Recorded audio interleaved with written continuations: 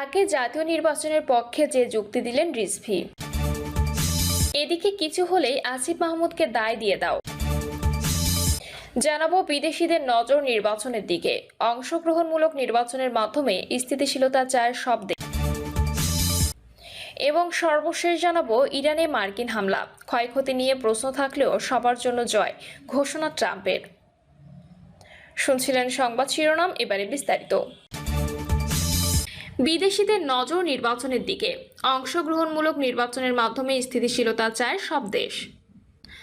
London বৈঠকের পর আগামী জাতীয় সংসদ নির্বাচন নিয়ে অন্তর্বর্তী সরকারের ভেতর সহ বিভিন্ন মহলে আলোচনা চলছে। জাতিসংঘ সহ বিভিন্ন দেশও বাংলাদেশে অংশগ্রহণমূলক নির্বাচন দেখতে চায়, তাই বিভিন্ন আন্তর্জাতিক সংস্থা ও বিভিন্ন দেশের কূটনীতিকদের নজরও নির্বাচন কেন্দ্রিক। তারা সরকারের উপদেষ্টা ও বিভিন্ন রাজনৈতিক দলের নেতাদের সঙ্গে মত বিনিময় করে জানার বোঝার চেষ্টা করছেন। গত বছরের 5ই আগস্ট ছাত্র জনতার অভ্যুত্থানে আওয়ামী লীগ সরকারের পতনের পর 8ই আগস্ট অন্তর্বর্তী সরকার দায়িত্ব নেয়। সরকার আগামী বছরের জুনের মধ্যে জাতীয় নির্বাচন অনুষ্ঠানের কথা বললেও বিএনপি সহ কয়েকটি দল চলতি বছরের ডিসেম্বরের মধ্যে নির্বাচনের দাবি জানায়। নির্বাচনের সময় নিয়ে বিভিন্ন দলের মধ্যে মতপার্থক্য প্রকাশ্য হয়। পরে লন্ডনে 13ই জুন অন্তর্বর্তী সরকারের প্রধান উপদেষ্টা ডক্টর মোহাম্মদ ইউনূস ও বিএনপি ভারপ্রাপ্ত চেয়ারম্যান তারেক রহমানের একান্ত বৈঠকের পর যৌথ বিবৃতিতে শর্ত সাপেক্ষে আগামী বছর পবিত্র রমজান মাসের আগে জাতীয় নির্বাচন আয়োজনের কথা জানানো হয়। এরপর থেকে আলোচনা হয়ে উঠেছে নির্বাচন কেন্দ্রিক। আন্তর্জাতিক বিভিন্ন সংস্থা ও দেশ তাদের ঢাকার মিশনের মাধ্যমে পরিস্থিতির খোঁজ খবর নিচ্ছে। বিদেশি কূটনীতিকেরা আগামী নির্বাচনের সময় ভোট এবং ওই নির্বাচনের মাধ্যমে গঠিত সরকারের ধরন ও নীতি জানতে বুঝতে সরকারের বিভিন্ন পর্যায়ে ও রাজনৈতিক নেতাদের সঙ্গে মত বিনিময় করছেন। কিছু দেশ ও সংস্থা শুধু স্থানীয় মিশনের ওপর পুরোপুরি নির্ভর না করে পরিস্থিতি আগাম ও ঠিকঠাক বুঝতে আগে ঢাকায় কাজ করে যাওয়া ব্যক্তিদের পাঠাচ্ছে। বিশ্লেষকরা বলছেন, বিদেশিরা বাংলাদেশের স্থিতিশীলতা, বাস্তবমুখী নীতি ও তার ধারাবাহিকতা চান। তাই তারা আগামী সরকার নির্বাচনের ওই ভোট কেমন হতে পারে তা বুঝতে চাইছেন। ক্ষমতাচ্যুত শেখ হাসিনা সরকারের 15 বছর প্রায় সব পর্যায়ে প্রতিবেশী দেশ ভারতের ব্যাপক প্রভাব ছিল।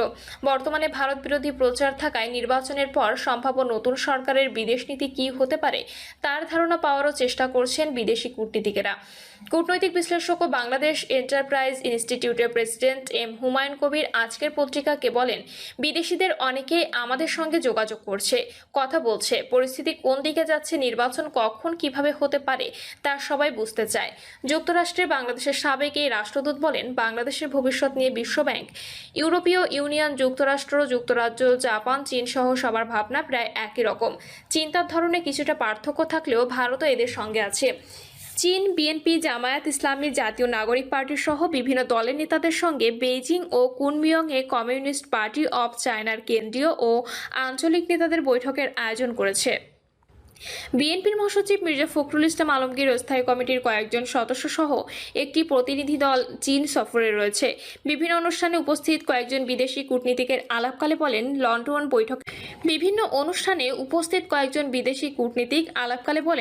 লন্ডন বৈঠকের পর যৌথ বিবৃতিতে শর্ত সাপেক্ষে ফেব্রুয়ারির দ্বিতীয় সপ্তাহে নির্বাচনের আভাস পাওয়া গেছে। তবে উপদেষ্টা পরিষদের সদস্যদের মধ্যে নির্বাচনের সময় নিয়ে মতভেদ দেখা যাচ্ছে। প্রধান উপদেষ্টা লন্ডন থেকে ফেরার পর এনসিপির ঘনিষ্ঠ হিসেবে পরিচিত এক উপদেষ্টার সঙ্গে আলাপে উল্লেখ করে একজন বিদেশি রাষ্ট্রদূত বলেন, উপদেষ্টা আগামী ফেব্রুয়ারিতে নির্বাচন অনুষ্ঠানের সম্ভাবনা দেখছেন না। স্থানীয় কয়েকজনের সঙ্গে আলাপেও তিনি একই ইঙ্গিত দেন। সরকারের ভেতরে তথ্য অনুযায়ী আগামী ফেব্রুয়ারি অথবা এপ্রিলে নির্বাচন অনুষ্ঠানের প্রধান উপদেষ্টার ঘোষণার বিষয়ে একাধিক নারী উপদেষ্টা সহ অন্তত 5 জন উপদেষ্টা ভিন্নমত পোষণ করেন। দুজন মনে করেন, আগামী জুনের মধ্যে নির্বাচন না করলেও তেমন ক্ষতি বৃদ্ধি হওয়ার কথা নয়। এদিকে জামায়াত ইসলামী ও এনসিপি জাতীয় নির্বাচনের আগে স্থানীয় সরকার নির্বাচন চায়। স্থানীয় সরকার উপদেষ্টা আসিফ মাহমুদ সজীব ভুইয়াও আগে স্থানীয় নির্বাচনের বিষয়ে আগ্রহ ফেসবুক পোস্টে বলেছেন। এই অবস্থায় আগে স্থানীয় সরকার নির্বাচন হওয়ার সম্ভাবনা কতটা সেটাও বুঝতে চান বিদেশিরা। ব্যাংকিংয়ের জন্য সুপরিচিত একটি দেশের রাষ্ট্রদূত সম্প্রতি নিজ বাসভবনে এক আড্ডায় প্রশ্ন তোলেন, ক্ষমতাচ্যুত আওয়ামী লীগ একটি বড় দল, কোটি কোটি সমর্থক ভোটার আছেন।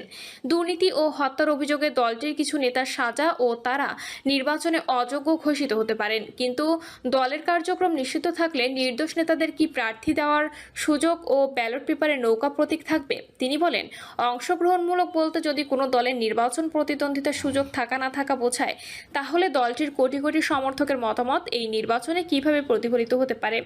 জাতিসংঘের মানবাধিকার high commissioner Volker Turk 16 June জেনেভায় মানবাধিকার কাউন্সিলে দেওয়া বক্তৃতায় বলেন, রাজনৈতিক দল ও সংগঠন নিষিদ্ধ করার সুযোগ তৈরি করে সাম্প্রতিক আইনে পরিবর্তন আনা এবং এ সংক্রান্ত সব কর্মকাণ্ডে আমি উদ্বিগ্ন। এটা অন্যায্যভাবে সংগঠনের স্বাধীনতা, মত প্রকাশের স্বাধীনতা ও সমবেত হওয়ার স্বাধীনতাকে সীমিত করবে।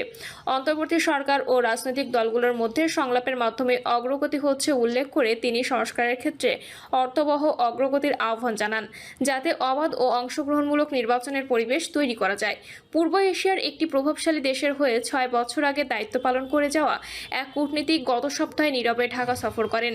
3 দিনের ওই সফরে তিনি রাজনৈতিক, সামরিক ও বেসামরিক সরকারি কর্মকর্তা, গবেষক ও গণমাধ্যমে কর্মরত অন্তত 10 জনের সঙ্গে কথা বলেন।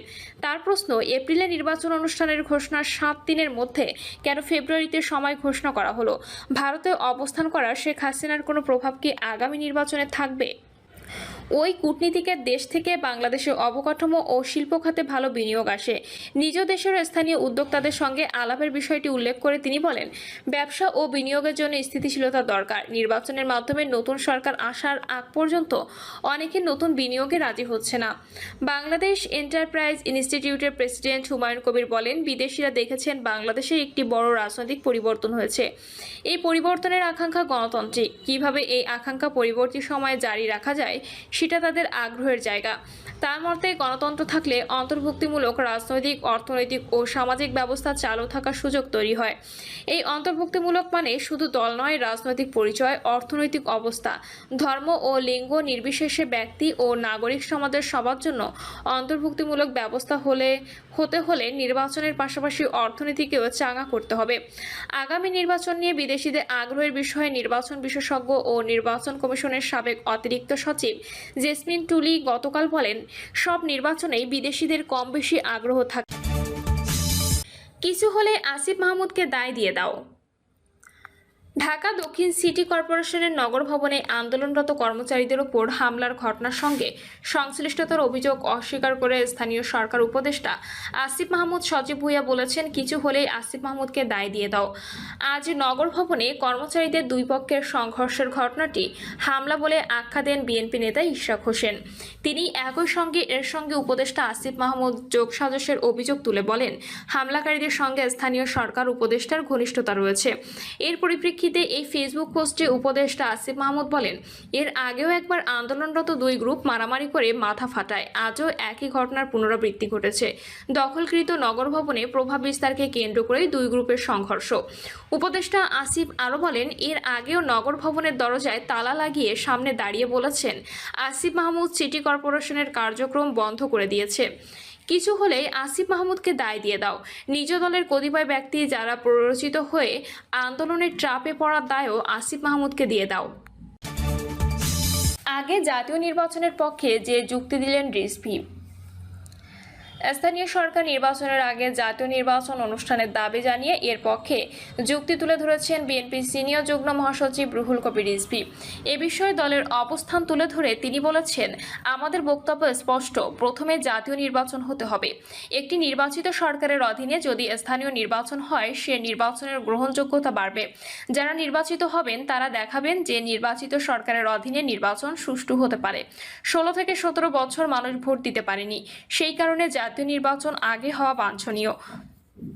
5ই আগস্ট পরবর্তীকালে বিভিন্ন হত্যাকাণ্ডের ঘটনার উল্লেখ করে রিজভী বলেন, 5ই আগস্টের পর থেকে এ পর্যন্ত নানাভাবে নানা কারণে 177টি হত্যাকাণ্ড হয়েছে।